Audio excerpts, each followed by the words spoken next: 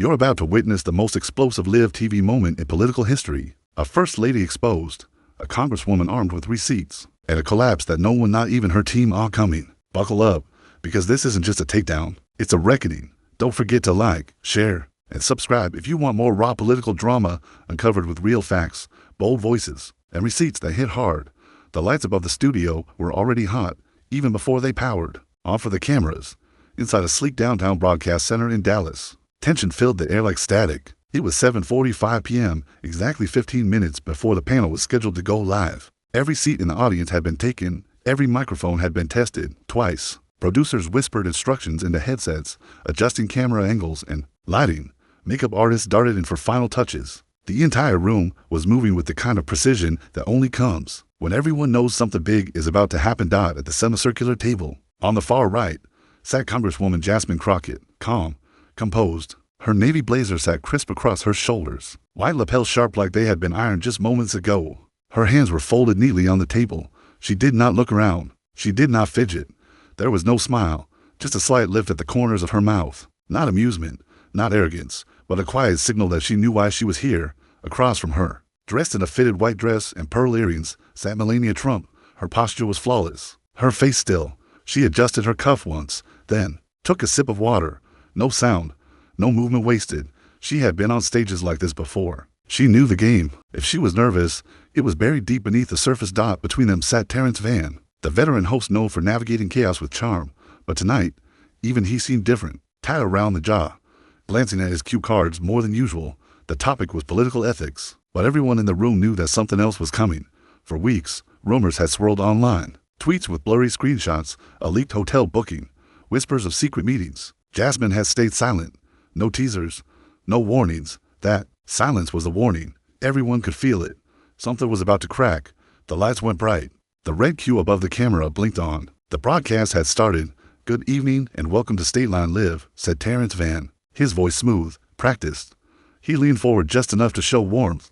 "Tonight, we are joined by the high-profile voices to talk about ethics, truth, and the future of political accountability." He turned to his right. "First Lady Melania Trump, thank you for being here." Melania gave a small nod. Her voice was soft, even. "Thank you for having me." Then Terrence looked left. "And Congresswoman Jasmine Crockett of Texas, thank you for making time for us." Jasmine did not nod. She looked straight into the lens. "It is necessary." That was it. No extra words. No explanation. But it landed. Terrence gave a polite chuckle. "Trying to warm up the room. Let us start here. Public trust. What breaks it? What brings it back?" Melania went first. Her voice was calm, controlled. She spoke about how trust has been broken by media bias, how people need to think for themselves, and how leaders must set examples through quiet strength.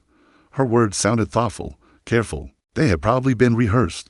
Still, they made sense. Then it was Jasmine's turn. "I think people are tired of theater," she said. Her voice had weight without force. "They do not want curated statements. They want facts. And frankly, they want receipts." Melania blinked once. It was caught by the close-up camera. Terrence sat up a little straighter. "Congresswoman," he asked, "are you suggesting someone here has staged their image?" "I am saying," Jasmine replied, "that when someone has enough power, image becomes currency. And some people have been cashing that in for years, while hiding who they really are." The audience froze. No coughing. No shifting, just stillness. Melania tilted her chin up. "If that is directed at me, I hope you are prepared to back it up." Jasmine leaned back slightly. Her hands stayed folded. "Do not worry. I am. If you are just tuning in, this is only the beginning." What happened next turned this quiet exchange into one of the biggest live moments in political TV. So make sure to subscribe, because you are going to want to see how this unfolds. Terrence tried to steer things back. His voice stayed calm, but his fingers tapped the corner of his cards. "Let us move this forward," he said. "Melania, do you believe that public figures, especially those who hold influence but are not elected, should be expected to disclose certain relationships if they might affect public trust?" Melania did not answer right away. She blinked, then spoke slowly. "I believe privacy is a basic human right," she said, "especially when someone is always being watched, judged, and dragged through headlines. Everyone deserves that much." Jasmine did not flinch. Her expression stayed the same. She tilted her head just a little. "Privacy is important," she said, "but not when it comes at the cost of public trust." Melania turned her head slightly, meeting Jasmine's eyes for the first time. "You are implying something without saying it," she said. "Why do you not just say what you mean?" "I am not dancing around anything," Jasmine replied. her tone sharper now, but still in control. I am giving you a chance to take the front seat in your own story before I have to. Drive it. That sentence dropped into the room like a weight. The audience let out a quiet gasp. Small, but it echoed. Terrence sat completely still. You could feel the shift in the air, like a storm building behind closed doors. Melania glanced off to the side, just for a second, toward the producers, maybe, or toward someone in the shadows of the studio who had not spoken but felt the heat rising. Twitter was already catching it. Clips were being recorded, zoomed-in expressions were turning into memes, and Jasmine had not even opened her folder yet. Terrence cleared his throat and looked straight ahead. Congresswoman, you seem to believe there's something bigger going on. Can you explain what that is for our viewers?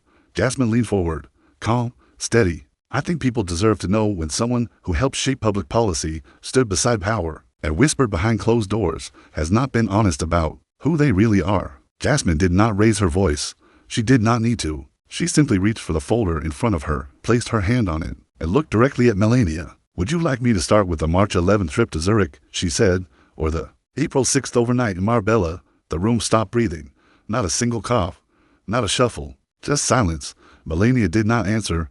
Her face stayed calm, but there was a shift. Her hand moved slightly against the table. Just a small twitch, like she was adjusting her fingers.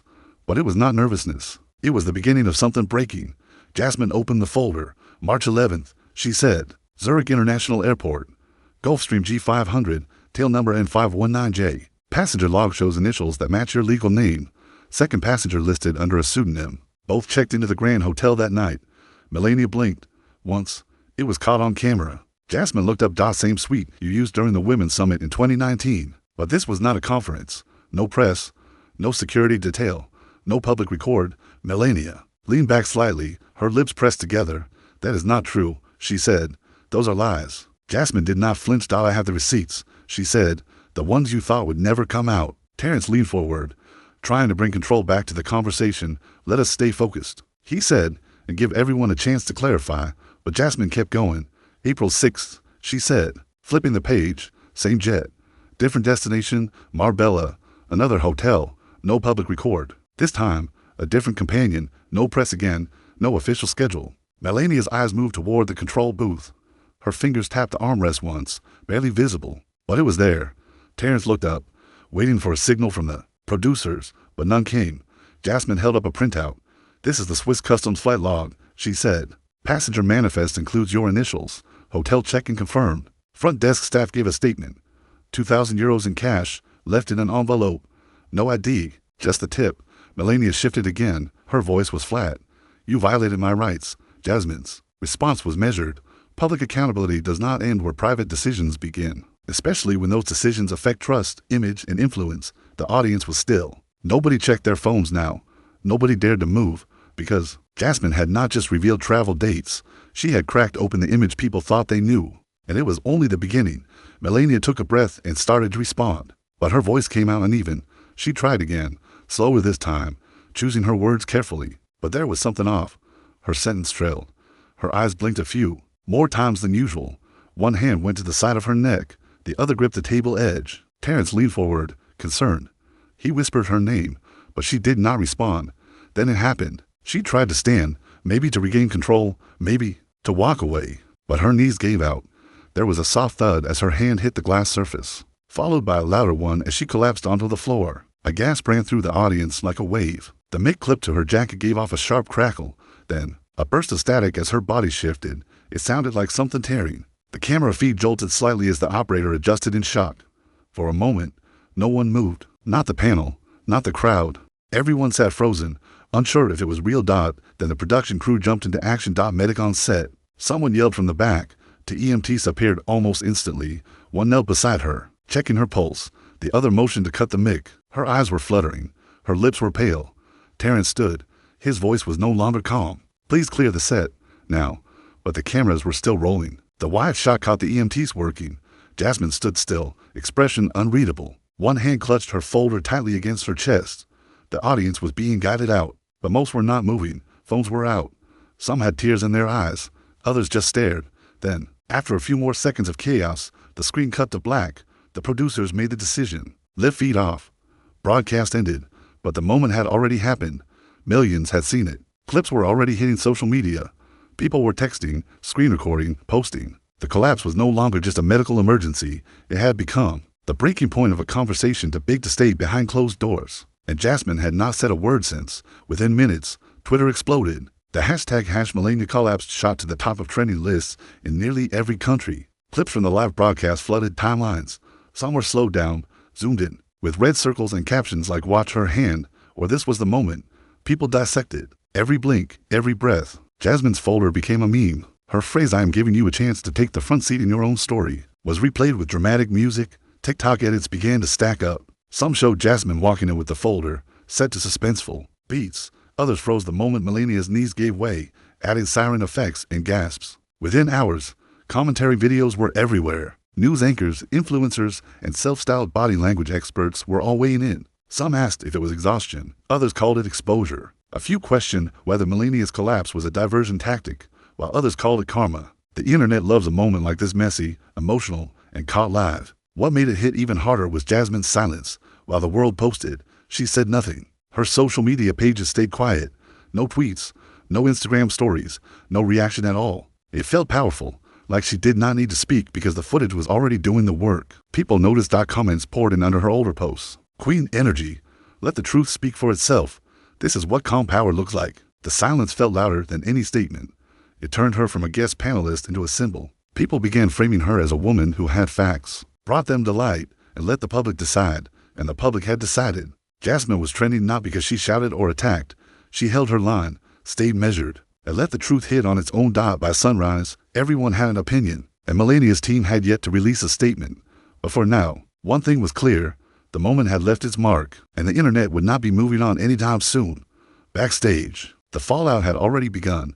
Even before the studio lights cooled down, anonymous emails started hitting journalists' inboxes. First just one, then three, then dozens. Some were screenshots, others were full documents. Every file had one thing in common: they pointed towards something that had been hidden for a long time.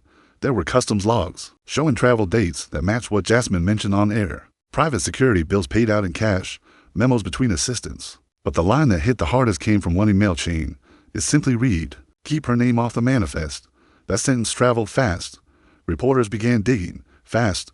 Calls went out to flight operators, staff at the Zurich hotel, and even a driver in Marbella who confirmed the car was booked under a different name. Jasmine's receipts were not just real, they were airtight. In just a few hours, headlines shifted from the collapse to what caused it. Did Jasmine Crockett just unravel a decade-old secret? Private flights, hidden names, and a sudden collapse. What really happened on set? By now, Melania's team had no choice. They issued a statement. It was short, just a few sentences thanking everyone for their concern and saying Melania was resting. After a stress-related fainting episode, they denied nothing. They addressed nothing. The vagueness only fueled the fire, because now the story was not just about what happened on air. It was about what had been happening off camera for years. And more importantly, how much of it Jasmine already knew. Behind the scenes, there were whispers. Producers texted each other in disbelief. PR teams scrambled. And for the first time in a long time, it felt like the old rules of control and silence were starting to crack. And Jasmine had not said a word since. 3 days after the broadcast, the story took another sharp turn. A former aide named Colette stepped forward. She had stayed quiet for years, but now, in a secure interview with an independent journalist, her voice was calm and clear. She said she had nothing left to lose. What she revealed changed everything. Colette talked about covert bookings, private flights that never made it on public records. She described how aliases were used. One name on the email thread, another on the payment, a third on the hotel reservation. She said she personally signed the NDA letters, one when she started and another just before a high-profile trip to Qatar. In both cases, the instructions were simple. You saw nothing. You heard nothing. You know nothing. But she did know, and she remembered all of it. The most shocking part was the connection of foreign investors. Colette said they were not just dinner guests. These were meetings, structured and guarded, always off the books, always quiet. Jasmine's questions, Colette said, were not guesswork. They were spot on. When asked why she decided to speak now, Colette did not hesitate. She said, because of Jasmine, she gave people like me the courage to stop hiding. That moment landed hard. People who had been skeptical began to understand. This was not just a drama made for TV. It was real. Colette's words painted a picture that was impossible to ignore. The public now saw the full shape of it. It was not about one person. It was about a system, about influence that had been protected, hidden, and carefully managed. And Jasmine had lit the match. What started as a tense exchange on live television had become something much larger, a reckoning. A week after the collapse and the whirlwind of headlines, Jasmine Crockett walked into Congress. She did not wear bold colors or anything flashy, just a plain blazer, hair tied back, and a calm face. The cameras were waiting. So were lawmakers on both sides of the aisle. Some were ready to support her. Others came to tear her apart. But Jasmine did not flinch. The hearing room was packed. Lights were bright. The questions started sharp. One senator asked if she leaked classified travel documents. Another accused her of chasing clout. But Jasmine kept her voice steady. She said, "I did not release this to punish anyone. I released it because silence was costing too much." She looked straight ahead when she said it. No hesitation, no drama. That line hit hard. Everyone in the room felt it. The tone in the chamber started to shift. One by one, people began to understand that she was not playing politics. She was pointing to something bigger, something deeper. Even those who did not like her style began to respect her reason. By the end of the testimony, the noise faded. There was no outburst, no applause, just a long, silent pause as Jasmine stood up and walked out. Outside the building, reporters called out her name. She kept walking. That moment was not about going viral. It was about telling the truth and letting the world deal with it. And the world was listening. It was a quiet Sunday night. The lights were softer, the questions more personal. Jasmine Crockett sat across from the host in a calm studio. Just days after the storm that shook headlines across the world, she looked composed. No dramatic makeup, no spotlight energy, just steady eyes and a voice that knew exactly what it wanted to say. The host leaned forward. "Do you regret it?" Jasmine paused, then said, "I did not expect her body to do what her words would not." There was no smugness in her voice, just honesty. She continued, "What I regret more is the silence. The kind of silence that lets power hide in plain sight." The studio was still. Every word landed like a drop of water in a quiet room. The host asked if she would do anything differently. Jasmine shook her head slowly. "I did not raise my voice," she said. "I raised the bar. That was it. No drama, no attack. Just a final moment of clarity from someone who knew what it meant to stand alone in the truth and walk out stronger for it." The headlines did not stop. One by one, others began to come forward. A former assistant, a pilot, even a junior aide who had signed something she barely understood. Subpoenas followed. News alerts pinged every few hours. What started as a single confrontation had turned into something bigger. From her office window, Jasmine watched the city lights flicker. She held the same folder in her hands, the one that changed everything. She did not smile. She did not celebrate. She just sat there, knowing the first domino had fallen, and there was no stopping what came next.